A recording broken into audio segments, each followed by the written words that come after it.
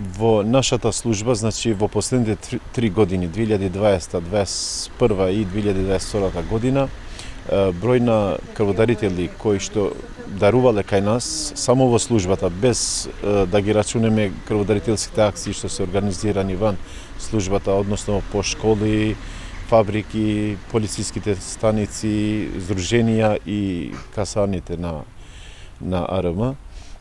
Значи, 2020 сме имале тачен број 1119 крводарители. И бројот од прилика градуелно околу 200-220 се зголемува во секоја година. По правило сега поново, кај нас се дарува крв само 2 дена неделно. Понеделник и четврток, на крајот на акцијата, доаѓа возило, транспортно возило да ги однесе крвните единици во институтот, каде што претходно се прават заразните евентуални болести, хепатит, ХИВ, сифилис, гонореја. И ако е се во ред, односно ако дарителот е негативен, тогаш се произведуваат и другите компоненти од крв. И од таму, од центарот, значи од институтот, каде што има потреба се прати крв.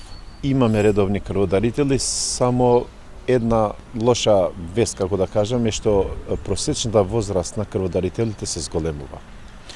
Што значи број на млади крводарители се помалку и помалку имаме.